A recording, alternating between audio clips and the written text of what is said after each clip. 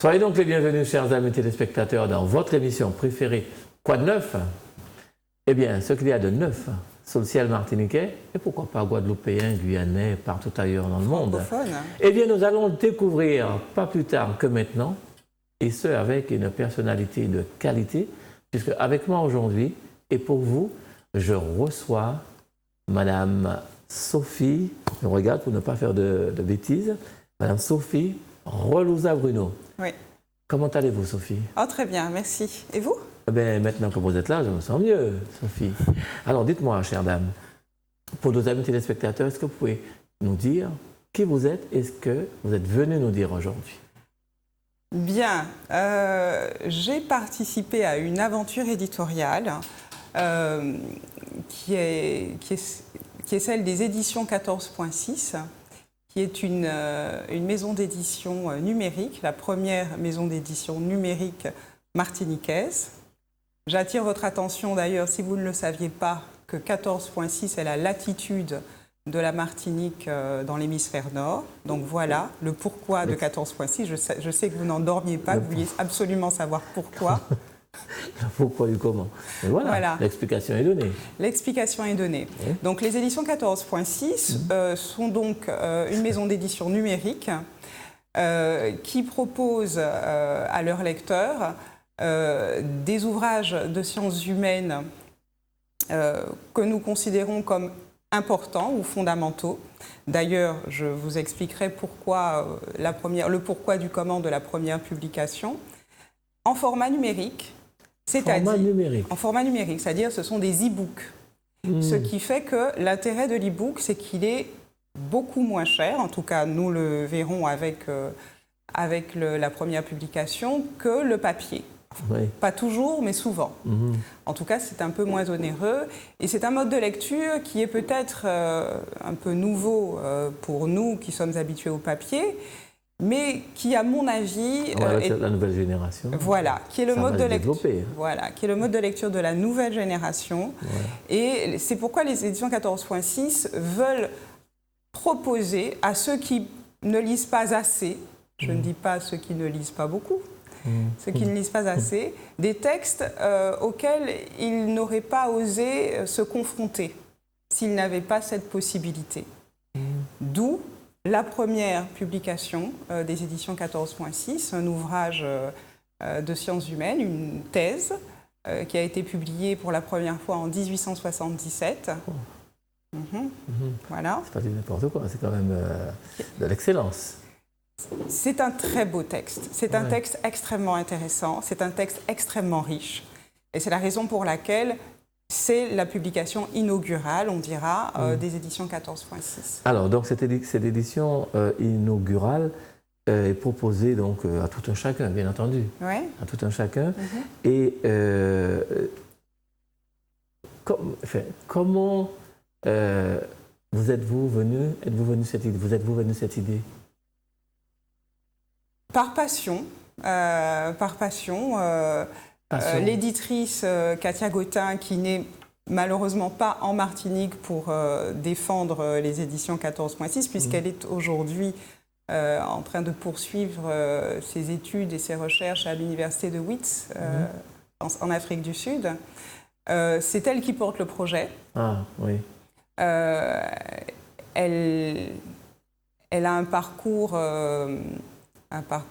professionnel. Elle a commencé par des études d'édition et a poursuivi par une thèse en littérature comparée. Et donc, c'est tout naturellement que ce projet a été porté par Katia Gautin et moi-même, puisque je suis également passionnée à ses côtés. Parce que il n'y a pas de maison d'édition numérique en Martinique. Il n'y a pas de maison d'édition numérique en Martinique et c'est évidemment quelque chose qu'il faut proposer. Aujourd'hui, on peut se plaindre de l'omniprésence des écrans, mais au contraire, on devrait peut-être saisir toutes les possibilités que cette lecture sur écran, parce que finalement, on lit sur écran. Alors on lit ou on regarde des images, mais on lit beaucoup finalement sur écran. Alors nous proposons sur écran quelque chose qui soit digne d'intérêt et qui soit de nature à enrichir la personne qui veut passer son temps devant un écran éventuellement. Et comment vous êtes accueillis sur la place? Plutôt bien. Ah oui? Ouais. Plutôt bien. C'est un projet qui séduit, c'est un projet qui intéresse. Vous avez fait une étude de marché? Non. Non? Absolument pas. D'accord, donc vous dites de toute façon, c'est un métier d'avenir, donc il ne faut pas perdre de temps, quoi. Parce que sinon, si je ne le fais pas, quelqu'un d'autre le fera.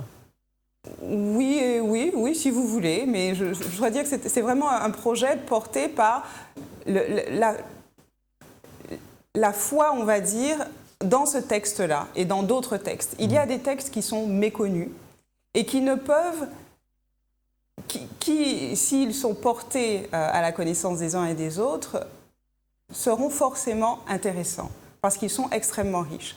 Et c'est la raison pour laquelle, si vous voulez, nous pourrons évoquer la première publication et l'esclavage aux Antilles françaises avant 1789, qui est la première publication. Publication. Voilà. Malheureusement, on n'aura pas le temps. Il faudrait venir dans une émission de 2 heures parce que ça a l'air vraiment passionnant. Mais le temps nous manque et déjà, nous en sommes déjà rendus. Et alors, si les personnes souhaitent justement rentrer en contact avec vous, pour plus de renseignements ou bien pour savoir comment faire certaines choses. Est-ce qu'il y a un moyen de le faire pour vous? Bien sûr, le catalogue est en ligne.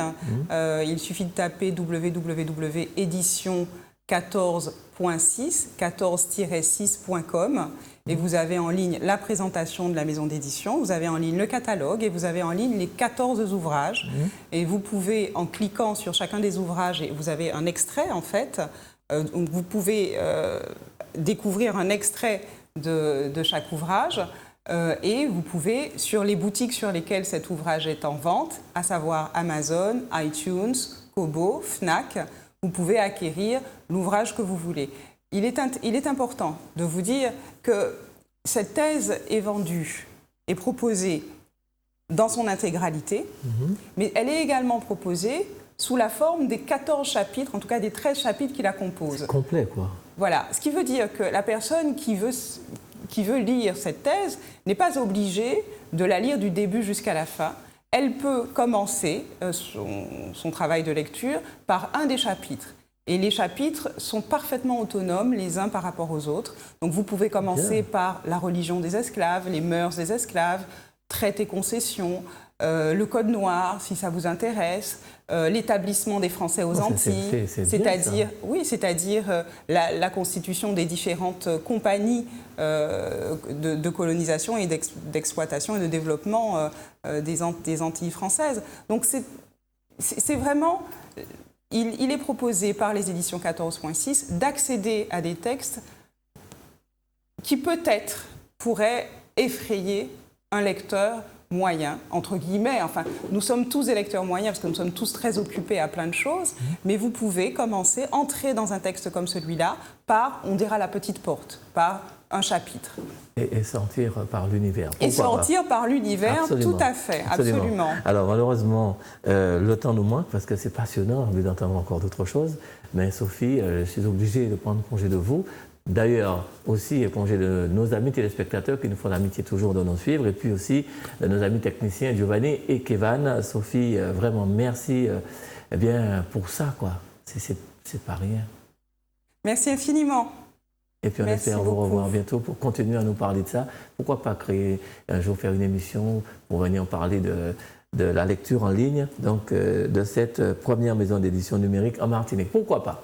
Voilà, merci Sophie. Merci à vous. Et puis merci à vous, on se retrouve très vite.